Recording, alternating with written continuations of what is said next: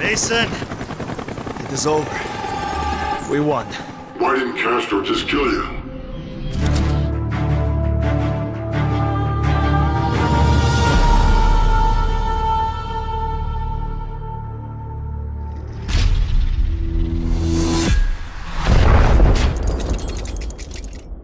What's going on, everybody? This is dkdynamite, and it has been a busy week when it comes to news for Black Ops Cold War, specifically zombies, but we have even more to break down here in today's video. Quite a bit, actually. We have information about Season 1 of Black Ops Cold War, the end of Modern Warfare, some new storyline details, and even a closer look at a black PlayStation 5 controller. And that's not all. Seriously, I'm also going to break down a report that the multiplayer beta is popping up early for some people over on PSN, and we even have our first official look at the starting screen for the PlayStation 5. Now don't forget, I also offer timestamps in all of my videos, so feel free to scroll through any of the topics that you guys want. But before we jump into this, be sure to hit that subscribe button down below, and also comment if you guys are still in need of a beta code for Black Ops Cold War multiplayer. I am trying my best right now to get as many extra codes that I possibly can to provide for those out there who are going through some tough times, and for those who still haven't digitally pre-ordered Black Ops Cold War yet. But the first thing I wanted to get into is something that I haven't had a chance to break down yet, and that is that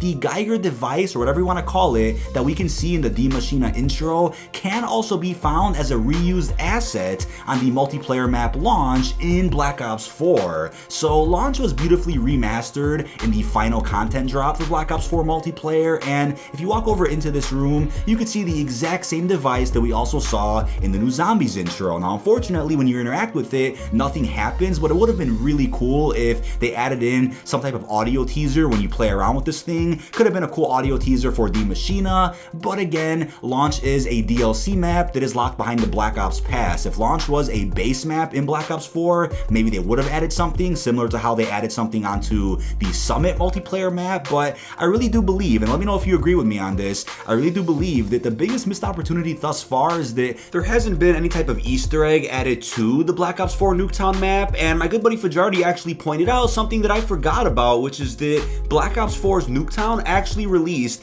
as free DLC on November the 13th. I remember that it didn't release at launch with Black Ops 4, but the exact date it came out was November the 13th, and guess what? November the 13th is exactly when Black Ops Cold War releases in just over a month. So maybe before the release of that game, we could see an interactive Easter egg added to the Black Ops 4 Nuketown map, because it would be perfect. This map was literally made for Black Ops Cold War, so I'm also curious what version of Nuketown we'll end up seeing in Treyarch's new game. Probably the original Nuketown just remastered, that's what I'm thinking right now. The next thing I wanted to get into is something that actually surfaced late last night, and that is that a Nacon Black Ops Cold War controller is coming out, and it's gonna cost, unfortunately, $200. Yes, it's pretty expensive, but also remember, this is not compatible with the PlayStation 5. Only DualShock 4s will be compatible with the PlayStation 5. Now, the only real issue I have with this, besides the price, is the fact that I currently use a SCUF, and I'll have a PS5 in just over a month, so I'll be using the DualSense controller full time from that point forward,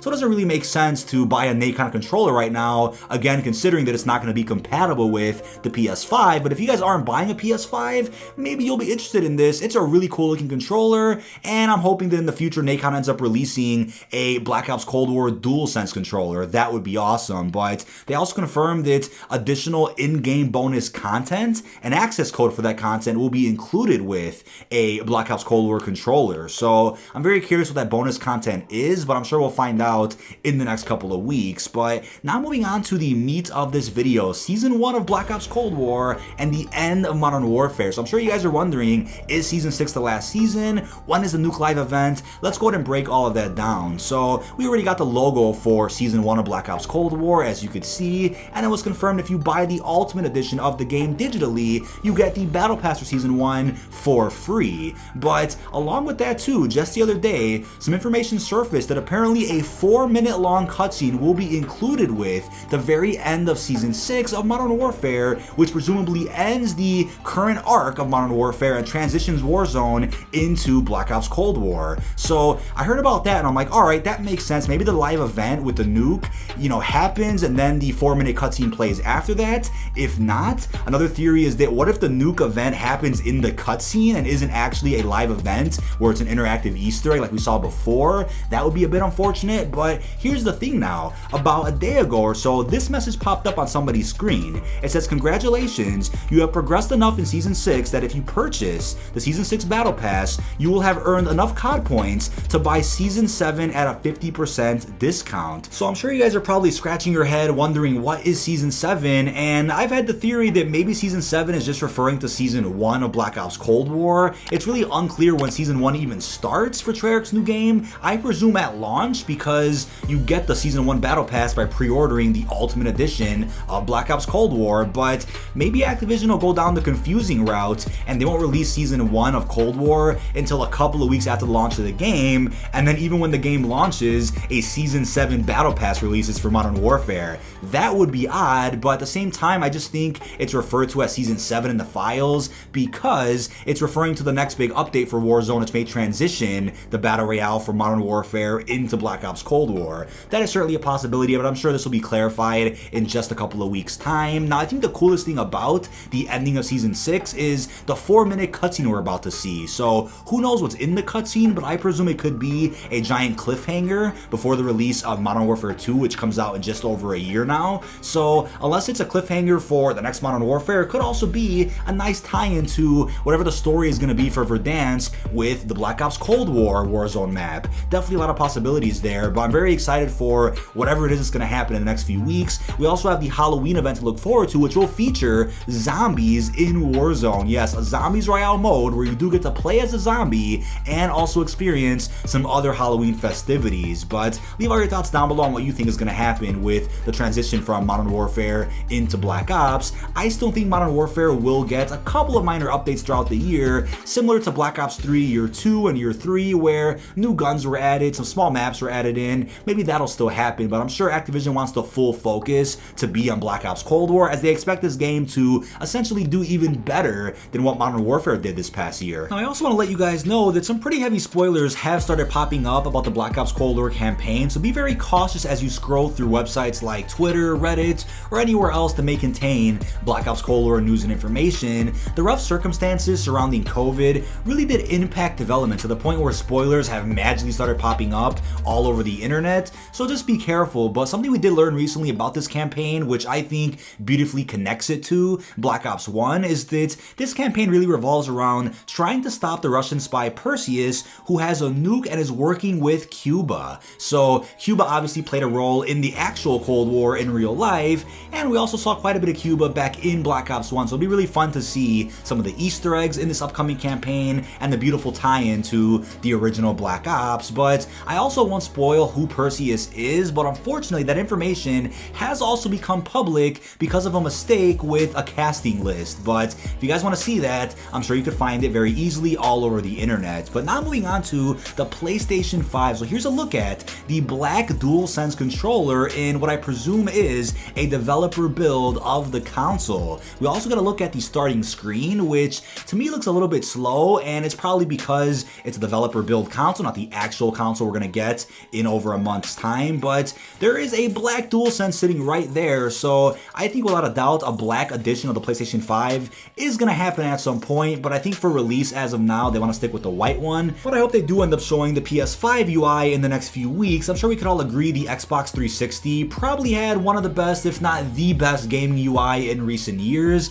PS4 is a close second. I wasn't too much of a fan of the layout of the Xbox One or of the Series X as we're seeing, but let's see what Sony ends up doing with the PS5. Hopefully it's not too drastically different from the PS4 UI, but it was also confirmed that Black Ops Cold War will run at 1080p 60 frames a second on the PS4, 4K 60 frames a second on the PS4 Pro, and lastly 4K 120 frames a second on the PS5. Cannot wait to see what developers end up doing by utilizing the power of these next-gen consoles. IGN then confirmed that because of the SSDs the PS5 and Series X do have, Black Ops Cold War will have no loading screens in between cinematics or gameplay, so that's going to be huge for everybody out there investing in a next-gen console. But moving on to the Black Ops Cold War multiplayer beta, we've seen plenty of reports and image proof that the beta itself is popping up early on the PSN store. So it looks like Sony is getting prepared for quite a few downloads of this beta, considering last time with the alpha, the PSN store literally crashed because of how many people were trying to download the alpha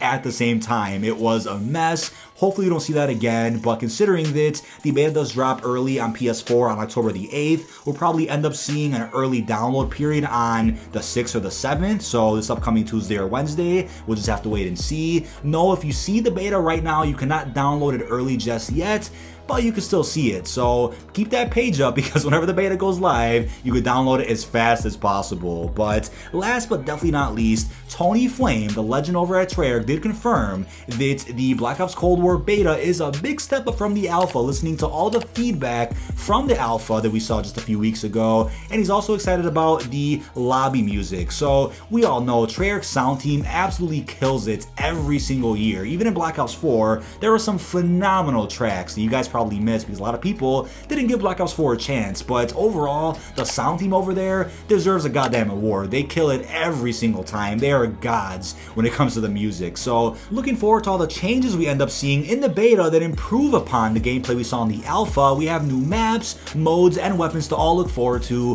when it drops in just a couple of days. And just like with the alpha, I'll be doing another open lobby live stream with all subscribers and members. So if you guys want to party up, be sure to drop your PSNs down below in the comments. And I think crossplay is also going to be enabled during the beta, so you could also drop your Activision account name so we can play through that at some point when that goes live. But that is about it. This has been dkdynamite. Leave all your thoughts down below in the comment section. What do you guys think about this action-packed video today? We had so much to break down. What do you think about Season 1 of Black Ops Cold War, the PlayStation 5, and even the fact that a Black Ops Cold War controller is dropping soon? Really hope you've enjoyed, and peace out, everyone.